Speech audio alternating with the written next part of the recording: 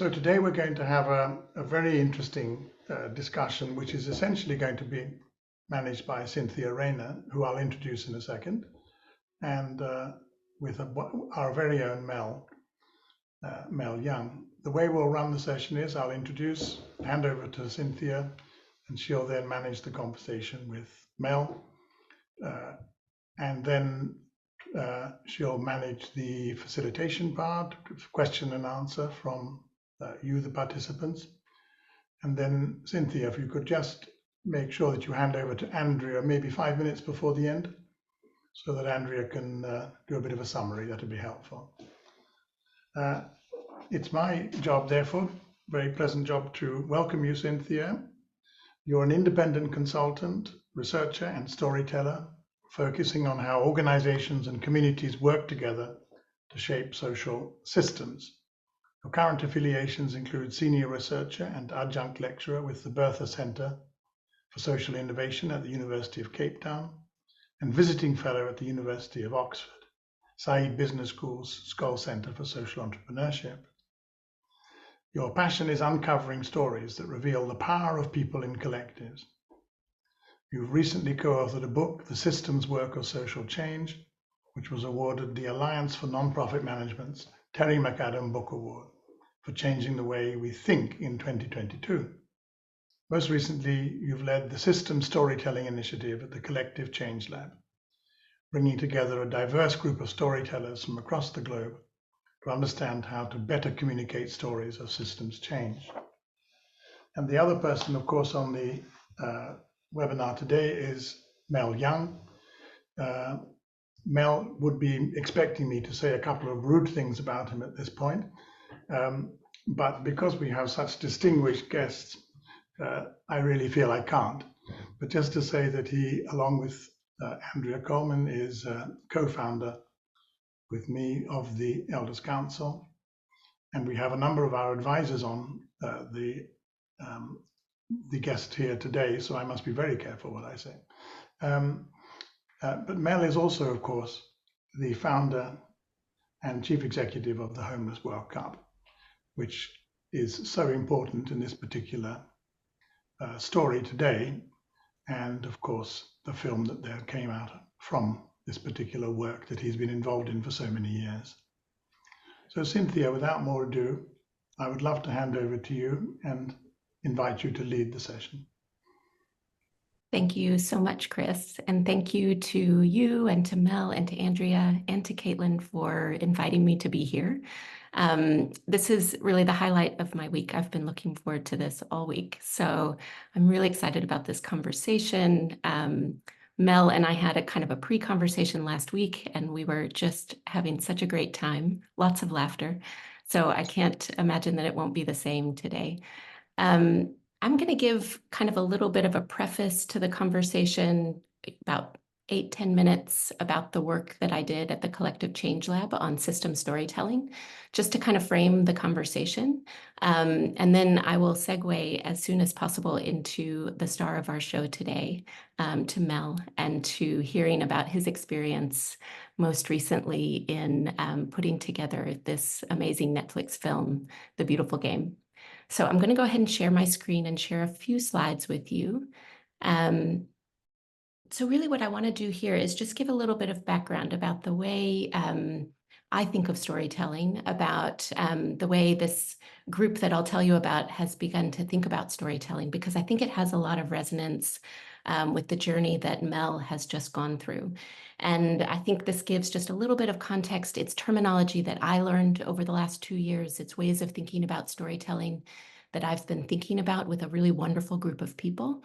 And just giving this context, I think, will help us have a really rich conversation with Mel.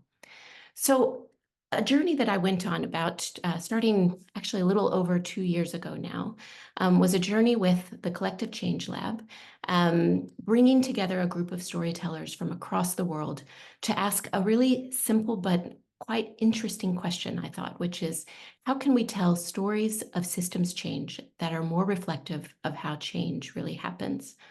This was a group that came together because we felt that narrative change, or the ability to kind of influence the stories that are being told around the world would have an impact on how we did our work. It would also have an impact on how we could resource our work, but it would also allow others to become allies in our work, thinking about work not just as single programs or as single organizations, but as kind of this broader effort to change systems towards equity and justice. So this is our group.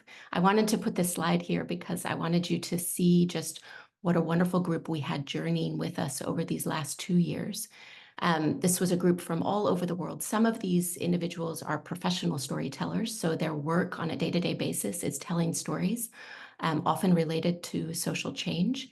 And then others were practitioners who really wanted to become more expert storytellers, that this question about how systems change really happens in the storytelling world was really imperative to their work. So you can see just what a smiling group this was. We met over the course of 12 months on an every 6 weeks basis, looking through different themes of storytelling, really trying to dig into the practice of storytelling. And then we were lucky enough to get a grant from the Rockefeller Foundation to go to Bellagio and have an in-depth convening for a week about the things that we were learning. And this work now carries on with the Collective Change Lab. They've developed a fellowship called the Fellowship for Systems Storytelling, and several of these members have now moved into that fellowship to start working on really exciting projects that are embedding system storytelling into their work. So this is what we learned along the way, and I'd like to share a few key highlights with you. The first thing, and this was introduced to me through one of the members of the storytelling community of practice, Nayantara Sen. She had been exposed to this way of thinking about stories, and it really helped me think about stories in the context of bigger types of storytelling. So she says that stories are like stars, and they're individual, they're shiny and bright, they move and inspire us. So these stories are kind of the raw material of the other two things. The second thing is narratives. Narratives are collections of stories. So they're when stories come together and start to give us a broader narrative about how they're connected together and what are the things that we can actually make sense of through these stories. What's the meaning behind these stories? And then thirdly, and this is the biggest picture, is culture. So culture is like a galaxy. So if you've got many constellations composed of many, many, many hundreds of thousands, if not millions of stars, that culture is what moves us, it's what drives us. And in fact, in most cases, we're not even aware that it is present, but it is comprised of stories. So really, if we can work with the raw material of stories and change the stories that people are hearing and being exposed to, we can change those narratives and we can change the culture itself. And we did kind of a retrospective. We looked at storytelling not just as something to emotionally drive us, but how does it act as a way to actually drive social change itself? How does it drive even systemic change? And we started to think of storytelling as kind of humanity's oldest social change technology. I don't know if we even need to use the word technology, but in kind of today's speak, this is really the tool that we have been using for thousands of years to make meaning in groups. And when you even think about meaning making, it's actually composed of stories. So stories are the way we sequence the events in our lives, and that allows us to make meaning of stories. And really what we wanted to kind of come away with this was that when we tell stories together in particular, so not just the individual stories that we hold in our own minds, but when we do it together, we have this ability to activate a sense of collective agency. It's what really drives us to be able to come together to make change together, create a shared future. And then I did a little bit of research because I was fascinated by all of this. I thought, gosh, what's the real root here? And evolutionary psychologists, as well as neurologists, have come to see stories as a really interesting piece of our shared history. Some of the scientists are kind of quick to note that art is costly. So the act of creating stories is a costly endeavor. We would not do it as human beings if it wasn't really, really powerful and useful. And they believe that in some ways, storytelling has evolved as this kind of high play. It's a play, an act of play that we use in order to come together, in order to create shared narratives that actually allow us to do things together, something very unique to our species. And in this way, what I would say is that it's really the human way of being able to make patterns, of being able to actually create inventions. This is the way we actually move forward and actually start to create together. And then just to give you a little bit of a sneak peek at what's happening inside your body when you're listening to stories, there's several different things that are physiologically happening to our bodies as we are listening to stories. In particular, one of the things that I love the most is this idea of mirroring. So that's when actually your neurons start to mirror the neurons of your fellow story sharer, and you actually start to sync up. So these stories are not just allowing us to, at a psychological basis, do this, but at a physiological basis as well. Other very powerful hormones, cortisol, oxytocin, they're making us feel connected to the protagonists in a story so that we actually take on that story very empathetically, and we almost feel as if that story happened to ourselves. And this is something I think that's going to come up in the conversation that we have around the film. So here's a little bit of a segue, and this is where our group really started to move probably in the middle of our meetings together, was kind of a feeling that, in fact, storytelling in some ways has been co-opted, that storytelling has become very capitalistic, and the dominant way that we tell stories is rather to convince and to influence in a single direction rather than to this older use of stories to promote dialogue and collective action.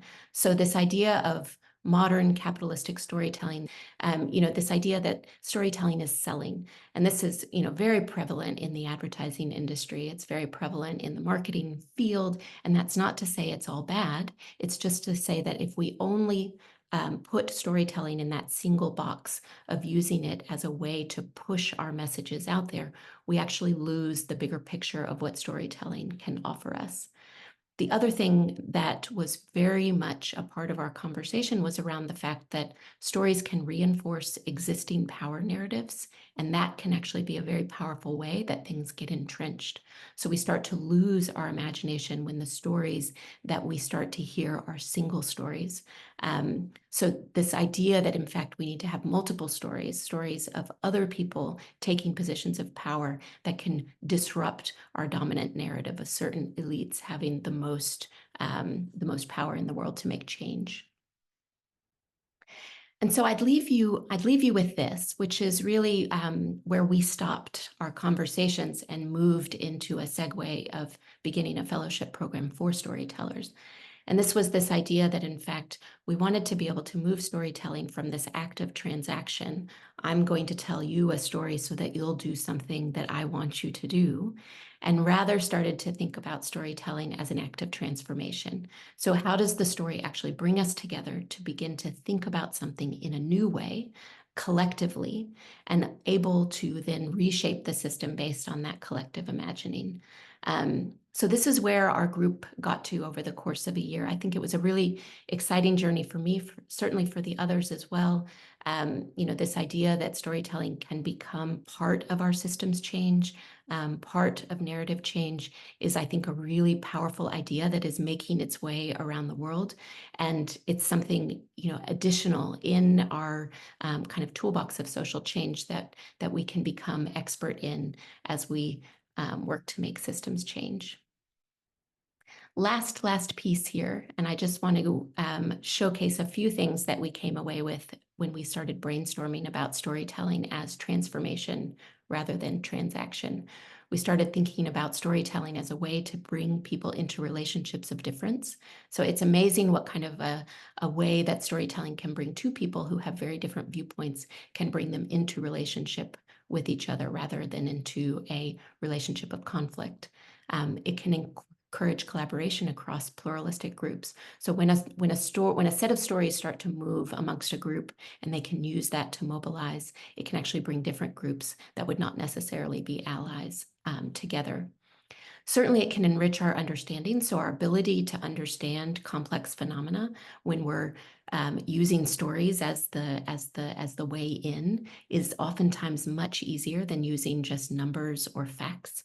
So stories are something that we need to use more to be able to encourage understanding, but also promote curiosity. And then finally, I mean, we're getting to this point of thinking about how can polarization be actually reversed or overcome by promoting dialogue through stories.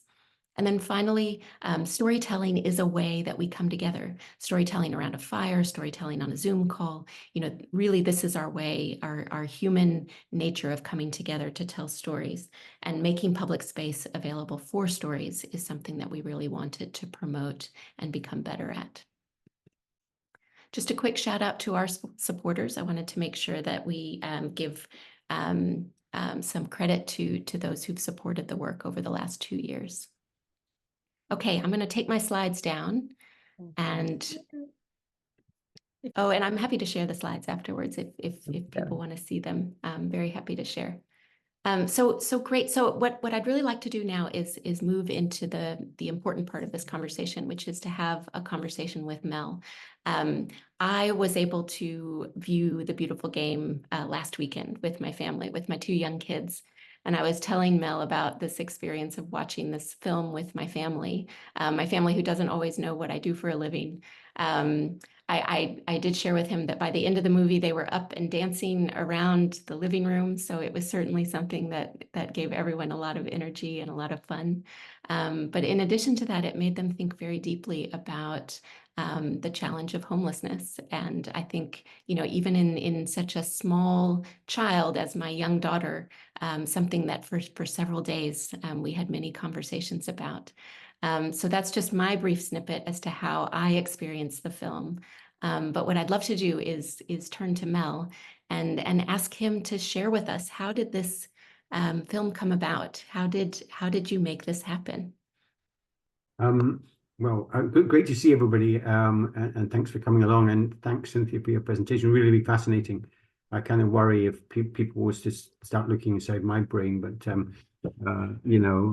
it's just fascinating how the brain works, and so interesting about the power of storytelling. So, to answer your question, we started the Homeless World Cup, myself and another guy. We had the idea in 2001. We started it in 2003. We were both journalists at the time, so we were, in a sense, storytellers, or looking for stories all the time, or aware of the power of stories. And we created street papers which were sold by homeless people on the streets. And then we came up with the idea of trying to come up with new tools to involve homeless people so that they could change their lives. And we use football or soccer, as it's called in the US and other countries sometimes, as a very simple tool of involving homeless people. And then we were telling a story around this by having this annual event. We worked hard at that, and it was very successful, particularly our main aim, which was to change the lives of homeless people. So a large percentage of them were changing their lives. And we could tell that, and people were interested, but actually people were much more interested in the stories of the players, not just their backstory, but what was happening when they were playing the game. And then other media outlets started to arrive. And all of a sudden, because we were doing things in a completely different way, they started telling the story in a completely different way. So normally, media would see homeless people or homelessness as a negative, whereas in fact, what they started doing was talking about it as positive. This is a positive thing that's happening. You should go along and see this. This is amazing. And so, just to bring quickly up to date with it, why the movie started. So then we had a number of documentaries made about us, including one which was a multinational one. So most of them were around national teams. Did one with a number of countries, a documentary called Kicking It, which was fronted by the actor Colin Farrell. And then this documentary was shown at Sundance, which is a kind of film festival in the US. And then we started getting approached by different movie making companies. and which was completely new to us. And we'd never experienced anything like that. I'd never thought about it. And then we started engaging with them and selected one which we thought was the best and the most empathetic. And over time, Blueprint, which is the name of the movie company that we worked with, they created the movie. And going through that, learning from them was just fantastic. You know, from Frank Cottrell Boyce, who wrote the script, to the people who actually, you know, filmed it, to the directors, to the actors, and so on, was really fantastic experience for us. So that, in short, is how the movie came about and how it ended up in the screens. It was launched, you know, just about less than a month ago. And Mel, tell me, I think one of the things that you had said was that choosing the right partners was absolutely critical. So tell me about the partnership with Blueprint, with the directors. How did that unfold? Did you feel that you had established a level of trust with them, and how did you engage with them throughout the course of the filmmaking? Yeah, that's very, very important for us. I mean, I think that we were lucky in a sense that there were a number of movie companies wanting to make the movie for us, and we wanted to select one, and we selected the one that we were most empathetic with. Actually, the one that we thought would understand us the most, and we picked Blueprint, and we made the right choice because they were. And I think this is really, really important. It wasn't just, right, oh, here's a nice story, let's make a movie, bang, bang, bang. They spent, first of all, a long, long time talking to us about what this was all about. They engaged the scriptwriter, Frank Cottrell Boyce, at an early stage, and he came to our events and talked to players and talked to us, followed us around the world, got a complete understanding, and really deep understanding what was going on, and then wrote the script, and which went through a number of drafts. It became very clear to us in an early stage that they were highly professional, caring people who wanted to make the right movie. So, you know, they could have made a movie, or a movie could have been made, which was very kind of Walt Disney-ish, if you like, where everybody went out into the world and lived happily ever after. Or they could have made a movie which was very depressing, which is like, oh God, this is the end of the world. I can't stand this. It's so depressing. But they didn't. They were never going to do that. They were going to make a movie which was reflected what we were about. And it wasn't a documentary. It's fiction. And so they created these characters which were based on a kind of hybrid of the players that come to our event, and situations which were a hybrid from the situation players and homeless people get involved in, and created this movie in a way which is, some points are very sad and you want to cry, and some bits are very funny and you can laugh out loud, and then at the end people start dancing, and they've created, they're artists in a sense. They're if you like, they're painting a picture or something, and they want this picture to be perfect, and to do that you have to get the subject absolutely right. And it was just fantastic. The amount of time they spent with us just getting this right was something that was really impressive. And therefore, you know, over time, trust built up. And so we were completely, by the time they'd finished making the movie, and it's their movie, by the way, we were just, they see, because we signed off the deal with them and the rights. I mean, they didn't really have to refer back to us at all. Like, you just got to make a movie, okay?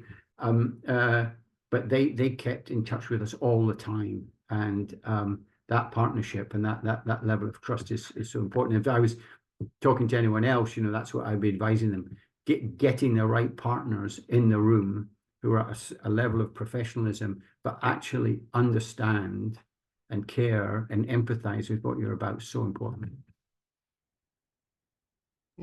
And Mel, you said that you did show the film to the players, and what was their reaction when they were able to see this film on screen? Well, it's so interesting. I mean, it's obviously it's a huge hit. I mean, it's incredible. I mean, it's like, wow, it's beyond wildest dream stuff. But you know, it's important that, you know, for us, when you first see the movie, hey, that it's not doing us down or anything. But the players, the former players, anyway, they just loved it, because what they were saying, a lot of them have said to me, oh, that see that player in the movie, that's me. And all of these players are saying, oh, that's me. And it's almost that is a real compliment to the movie makers, because the players see themselves in it. So it gives you its authenticity, if you like. That's it. It's real. It's real for the players and real for everybody else.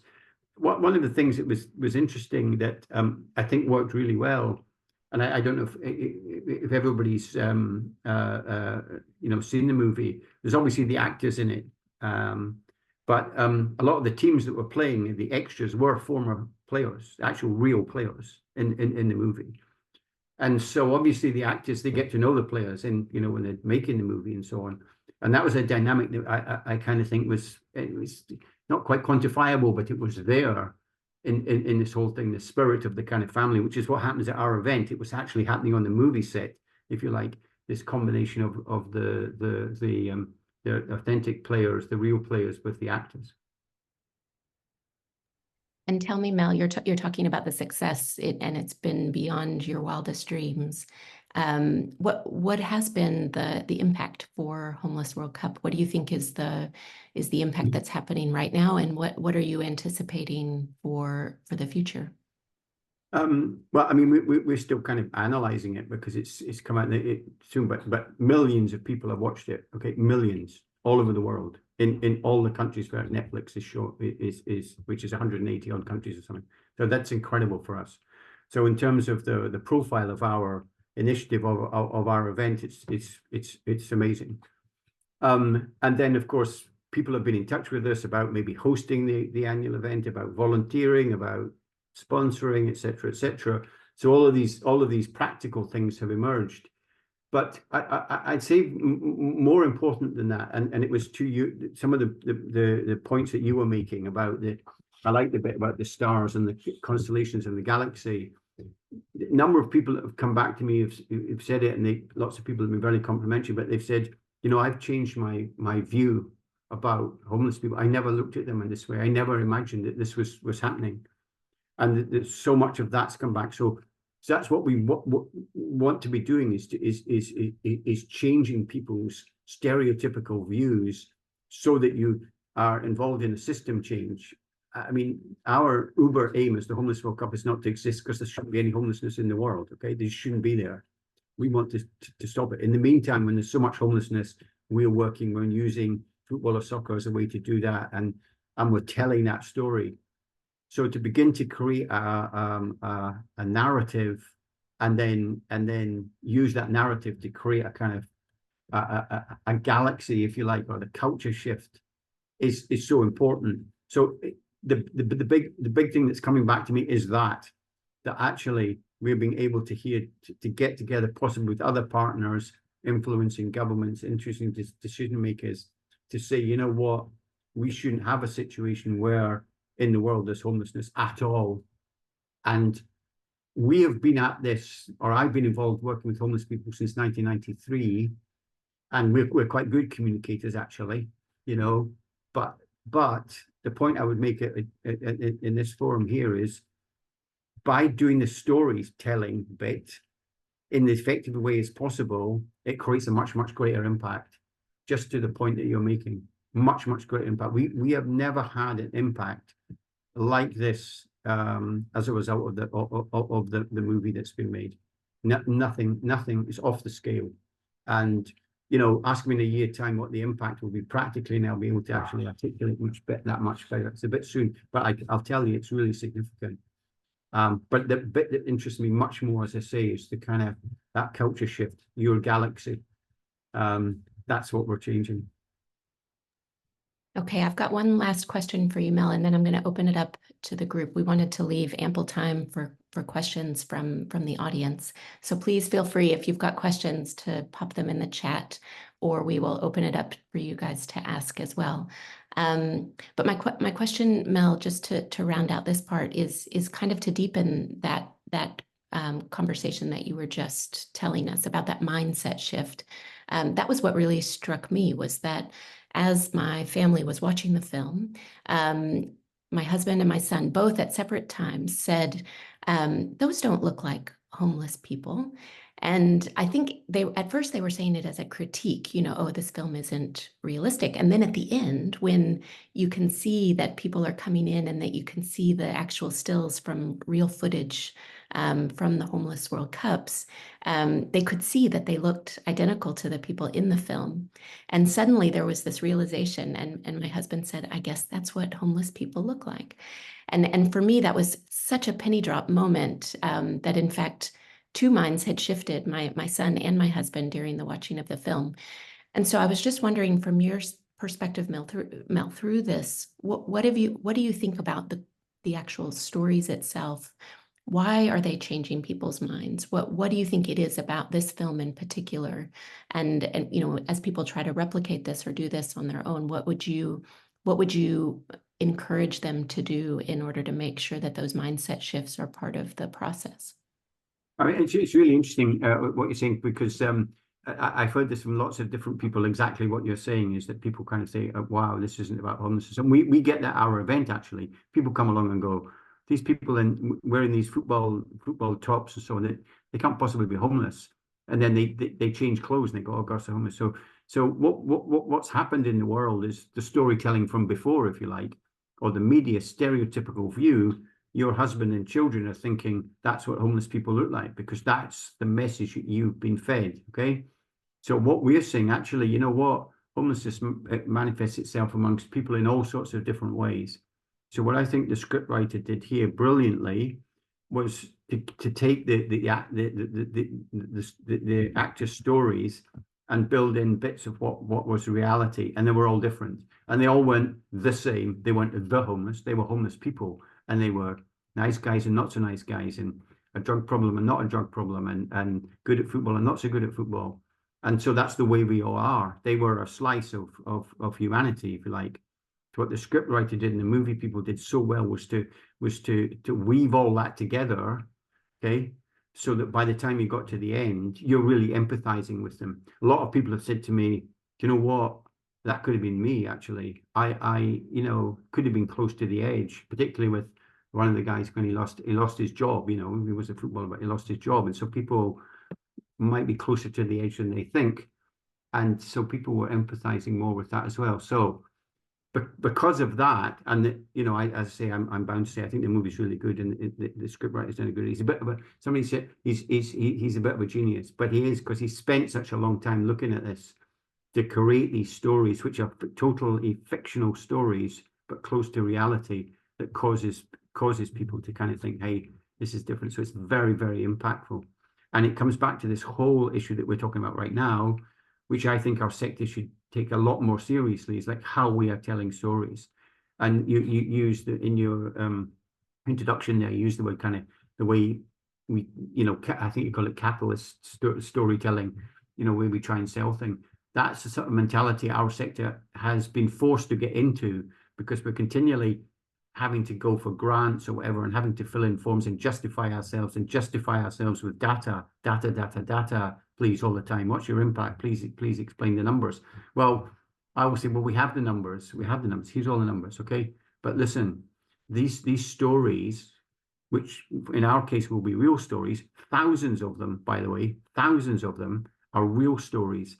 So that when I'm doing talks, for example, I can do a slides with the numbers, and people maybe listen. When I start talking to them about the story of the actual players and what their backstory was, how they were involved in the event, and afterwards, people are absolutely always engaged in it. So that story, but that connection, that mirror image you said with your brain, that's what's happening. And I think our sector needs to understand that much, much better. It's very, very powerful. Done right, you can really kind of shift that narrative and also bring new partners to bear. Okay, we've got some great questions coming through on the chat. So let me give a few of these to you, Mel. Let's go back a little bit. I think some practical elements. How much time did it take to build trust, even before moving to start working on the first drafts of the script? So in that early part where you were thinking through the partnerships, how long did that take to really make sure that these were the right partners for you? I mean, it took a little while. because I think it's all about getting to know people, isn't it? The written part or the potential contracts were all written there, and that was all fine. But they wanted, what was interesting, they wanted to get to know us, and we wanted to get to know them. So I can't tell you how long it actually took in terms of months, but it took some time, okay? And it was an important time. It's like, you know, getting to know your new partner for the first time. You just need to take a bit of time to understand. We didn't know about the movie industry, just didn't understand it at all. So we started to understand it, and they started to understand where we were coming from, what we wanted, you know. So at that time, we were probably more in that capitalist storytelling mode. Actually, we want lots of sponsors and to come along, but that changed over time. So I don't know, maybe 4 to 6 months it took us in that discussion. But I mean, that's very approximate. But it's important. It's very important. And then just, I'm going to add a question to that. Did you have any kind of decision making about what outlets you would get to? I mean, the leap from making the decision to go with Blueprint to having it be released on Netflix, was there a process there to make sure that it would get wide release? Yes and no. I mean, basically once, because we basically kind of signed a deal with the movie people that they could go ahead and make the movie, okay? We could have some input in terms of being advisors or consultants, if you like, which they were really into. They really wanted to make happen. So the people that make the movie, Blueprint, they're making the movie, and then they are talking to the next people in the industry, which is how you have to understand the industry. So they're not necessarily the Netflixes or the Foxes or something, and they were speaking to various organizations like Netflix. And then they selected Netflix as the best one. Then Netflix bought the finance to make the movie. So we are very, very pleased because Netflix, who were also came in as partner, were brilliant, okay, throughout this process, okay, as soon as they came in. I mean, for us, they've got the widest reach, global reach, and we're global and numbers, and that's just coming home now to us. So we didn't have influence in whether Blueprint were going to set Netflix or not. They would keep us informed, but because we didn't have any knowledge of the industry, and by the time they were selecting, big trust had built up between us. So of course we were accepting their expert advice, and they went ahead, and that's it's worked out really well. Okay, I love this question. How do you test to make sure your story is having the intended impact when making a movie? Obviously, you want to have an emotional and heart response. How do you make sure that it clicks for people? That is a very good question. I mean, I think from our side, the message that we were giving to the people that were making the movie, to them all, the script writers and the directors, and everything was, look, we've created something here called the Homeless World Cup that works. Come and have a look at this. There's something going on here. We can articulate most of it, but there's something else, which is a connection between the homeless players and the audience watching. So our focus is on getting the homeless people changed, impacting on their lives, but also the people watching. And I think then what happens is because they were seeing that, they wanted it to be authentic, to pick up that ingredient, which we know works, but wasn't necessarily, spread around the world. The movie people got that, and it was that component that they were capturing. So in our discussions with them, that we said that bit was the really important bit. And then you're into the kind of script writing and making the movie. So in a sense, we didn't have any kind of sign off of it. This is where the trust comes up. We weren't sitting there kind of going, oh, you can't do this, you can't do that, or that word's wrong, and blah blah. That wasn't our role at all. Our role was one of, we are advisors on what this is like. So it was described to me when the director described to me when I was talking to her about this. She said, it's sometimes they make movies about after a book has been written. Okay, so a movie's never the book. The book's the book. Okay, the movie's the movie. Okay, so you can have the author of the book going, hey, this isn't what I didn't write this, and getting all upset because, hey, this is my work of art, and you're not replicating it as a movie. So in a sense, I listened to that. I thought that was very insightful for us, because we're the book, if you like, and we think it's a very good book, but we're the book, and then they make the movie. And so it's a different form of art. It's a different form of storytelling, if you like, and they connect. So in that discussion I was having, it's like this: we have real energy in terms of us being social innovators or social entrepreneurs in this space, and they have energy as artists, if you like, as artists that are telling stories. You put the two together, put those two energies together, and you can create something that's very powerful. And that's what's happened with this movie. It's really powerful, and it's the connection between people understanding the values of what's happening and putting it together and believing in something, believing in that creativity to make something, and it worked. Well, and for those of you who have watched the film, you'll understand kind of how much of a departure it was from reality. I mean, it was a fictionalization, but this was surprising to me when I was watching the film, was that there's a character called Mal, but it's not Mel. In fact, Mel's character is a woman, and then the actual composite characters are kind of fictional characters, but as Mel said, they have a lot of resonance with those who have played in the World Cup. So I just thought this way of kind of making fiction out of reality, it must, I mean, Mel, was there ever a moment where you felt, oh, the story is getting away from me? This isn't close to reality. Did you ever have that kind of moment where you were a bit worried, or did you just feel that the process went very smoothly? No, well, I think I was probably always worried, but the process went very smoothly, and the guys, they're just great. I can't speak highly enough of them. Very caring, understanding artists. But you're always worried because right, oh goodness me, this movie's coming out. A lot of people are maybe going to watch it, and are people going to laugh at us, or are we going to be seen as kind of some kind of mad people or whatever? I think that's always there. It would be unusual if it wasn't there. Okay, but I was never concerned enough to say that. I mean, I thought the people there were so committed to it. I'd obviously got a chance to see the early scripts and so on, and could see where it was coming from, and got to know this Frank Cottrell Boyce, the writer, well. And so that trust was there. But there's that inkling, and even right up until we got an early showing of it, I'm thinking, oh God, this is going to be okay. And of course it was. I shouldn't have worried.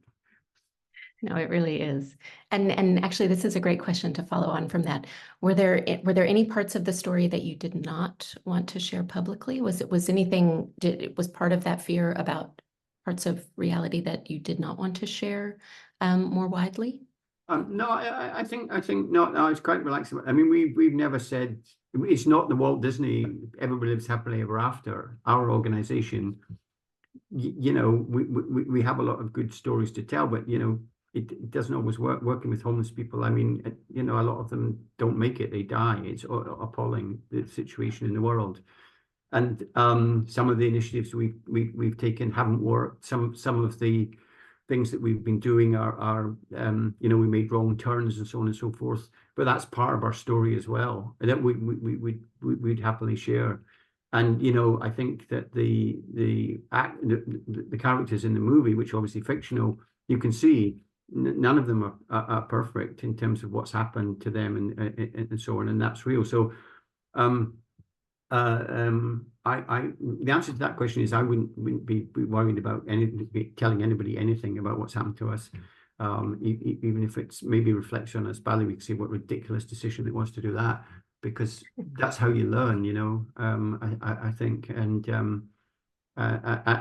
we're working a lot of times on the front line anyway, on a day-to-day basis, or our street soccer partners are in situations which are kind of life or death, which are really, really difficult, and have to make quick decisions, which are not always the best. But hey, in the main, we're doing good stuff, and that's been picked up in the movie. I think it's some people, sometimes these politicians, you know, who don't kind of understand some of this stuff, they come and go, oh yeah, homelessness, you just build some houses. Okay, next. You know, and that's not the answer. The world, what's been created here is people who are kind of excluded and removed from society, and it's very damaging. And to get people back in it takes time. And I think in the movie you're seeing, you know, the characters that are there, that they've been damaged in a process because of the homelessness, and then they're coming through it through the football. But it's all not perfect. And I think the movie manages, I hope anyway, from my mind, I mean, you guys have watched it, manages to pick up that this is just not a kind of linear process at all. I think that's a great point, Mel, that, you know, stories allow us to deal with complexity in ways that, you know, facts and figures don't allow us to. And I think that's why, you know, as humans, we use them, because they allow us to take things that are multifaceted with many different causes and effects and make sense of them in ways that we actually can take a next step. Okay, we've got two other questions here, and I want to make sure that I get this one right. So Francisco, I may need to ask, if I don't get it right, then make sure that that you can clarify. But imagine if archivists weren't available to write and keep those stories. How would you feel about it? What major struggles does an archivist face to get all of the work done? So that's a good question. I think, you know, we just have to take time to get this right. I think you know, archiving this stuff is actually so important. So for me, it's about, you know, you've got to do all this properly, and that takes time, and therefore that takes some investment. It takes good people, takes people that are actually really focused on the end goal. And therefore it requires investment to do it properly. So I would just be one of my bigger learnings for this around this movie is to do it again, or I advise anybody else, is to just take time about this and just do it properly and get the stories right, and get that balance in the storytelling right. So we're telling a really good story. So in terms of getting the archives and the research, that's a really important element to it. And I would emphasize again just how great Blueprint were about actually really taking the time, sitting down, talking to us and watching us to create the art. This is a good follow-on question to that, particularly concerning time. Andres says, how different would it have been the story if instead of this amazing movie with all its processes and industry constraints and opportunities behind, it would have been a story as process as Cynthia and the collective started to explore? I mean, I'll jump in here, and then Mel, I'd love to hear your thoughts. Because thinking about story as process, you know, when Mel described what he had gone through, it occurred to me that in fact, a lot of that process was happening. It was just behind the scenes. So the work that Blueprint did to really follow the story and get to know the organization extremely well, but then also have really in-depth conversations with the players and with all of the various stakeholders, that to me feels like a lot of what we were envisioning. So I think what Mel is saying about the partner being absolutely key, and then also taking the time that needs to happen in order to tell the story in all of its complexity. I think in a lot of ways that was what was happening. I did a little bit of kind of Google searching just to see a little bit more about how the film was made, and I was struck by how much process was involved in it to get to a very good product, of course, but you know, employing all of those storytelling techniques that we were so interested in as a group. It would be fun to have a behind the scenes, just so you could see all of the things that were happening, because I don't think that you know, a lot of viewers would know all of the hard work being done in the background to make sure that the story has fidelity to that complexity. But that's what makes it so powerful. So Mel, what are your thoughts on that? Yeah, absolutely. I mean, it is the story in itself around getting to understand homelessness properly, and just the chaotic state everybody's in, and then understanding what on earth are you doing with this soccer tournament? What's that got to do with it? I mean, they put all that together. But you know, seeing they took me to Rome and some of the filming, and seen behind the scenes there. I've never been in a movie set. Just incredible amount of work. I mean, the number of takes they do for a kind of 20-second, take 50. But once again, they're taking absolute time to get it right, to get the person who's speaking, the emotion on their face, the words, blah blah blah. We're going to get this absolutely right. All the cameras and the sound quality and everything like that. It's just, and in Rome it was very, very hot, and it was in the middle of the pandemic. So there's all these other constraints and stuff in there, but people were just really highly professional and focused on what they were doing. But again, I think it's because they were kind of connected into the cause, if you like. So it was that dimension. They're always going to be professional, okay, whatever movies you're making, right? But there was just this extra thing because of the cause of which we were involved in.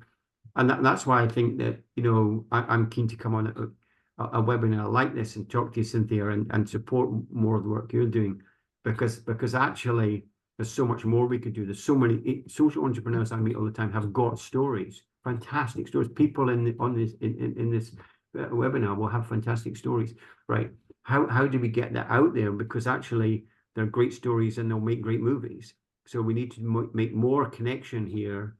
Understanding the power of this story, the stories that we have in amongst us, and stop getting into our head, okay, this is about how we get a grant or blah, blah, whatever that is. It's about telling the story, which changes the narrative and then changes the culture.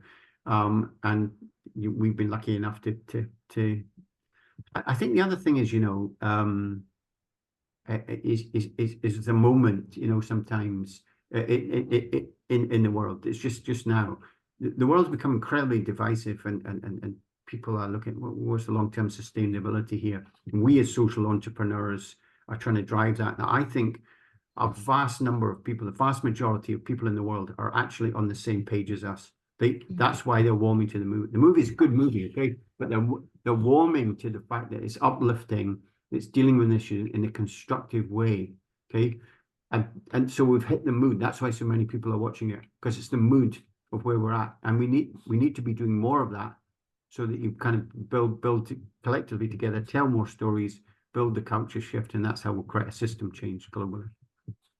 I think that's a wonderful way for us to wrap up, Mel, just thinking about that mindset shift, both at the organizational level, so for your cause, but also more broadly, how can we as a sector start to think about storytelling differently, not just as a way to get the money or to resource, but also to think about it as the vehicle for the change that we seek to see in the world. And then even a broader, like you're saying, the mood, the collective mood, how can we use films that have this more positive, uplifting message about the direction of so many of these social issues, so that we can bring more into the fold. So thank you so much, Mel. Thank you for sharing with us all of that. I'm sure we could have kept going for a lot longer, but I'm going to hand it over to Andrea to wrap us up. Thanks, Cynthia. Thanks so much. Thank you, Cynthia, for your great introduction. I think that you expanding the view for all of us of what storytelling can do. So few of us will be, will have movies made in the same way as the Beautiful Game, but nevertheless, each of us has that opportunity to have stories that both bring resources, of course, as we all know, we need to do that, but also to bring people closer, to make them feel as your allies, and really taking away from this is how important it is for the social enterprise community to tell the collective story, to really shift people's ideas about how the world can change. And the world at the moment, so many of us around the world are appalled and frustrated about how difficult things are for so many people, and what can we do about it. And of course, each of us has chosen a particular part of that distress to focus our work on. But Mel's story and the story of The Beautiful Game shows how everybody can make that change by telling the story and feeling it. And I've been very much aware over time about how storytelling and books affect children, that they do. Books teach children empathy, they teach children morals, and there's so much good in storytelling that I think some of us have kind of overlooked. But I love the idea of a collective story of social enterprise, and that people really can make change, and that's the way to do it. So I really thank you very much, and Mel. I think that the way you've explained this makes people feel that they have it within their hands to be able to tell their stories, but make a collective story. So thank you. And I hope you all, if you haven't already, watch The Beautiful Game and just admire the amazing work that Mel and his team has done and continues to do. So thank you all very much indeed. Over to you, Chris, to wrap up. Oh, thank you very much. Well, I don't think I need to do a lot of wrapping up. You did a beautiful job, Andrea. Thank you for doing that. I think just in this last minute, we just recognize, Cynthia and Mel, that you've created a real circle of discussion for us, which we really appreciate, built upon the work that Cynthia has described and, of course, has been doing over the last few years. And I think we just appreciate it enormously. So thank you, Cynthia, very much indeed for taking the time to be with us. Mel, thank you very much indeed. If you hadn't taken the time to be with us, Andrea and I wouldn't have talked to you again. So that would have been that. But nevertheless, we do appreciate the fact, and we're very proud of you. I think it's worth saying. We're very proud of you and the achievement that you've got. So that's absolutely right. And Lana, thank you so much for being with us and for supporting us today. And thank you also, Caitlin, for your support. So all the best, and wishing you a fantastic evening or morning or day, wherever you happen to be. Thank you. Thanks, everyone. Thank you, everyone.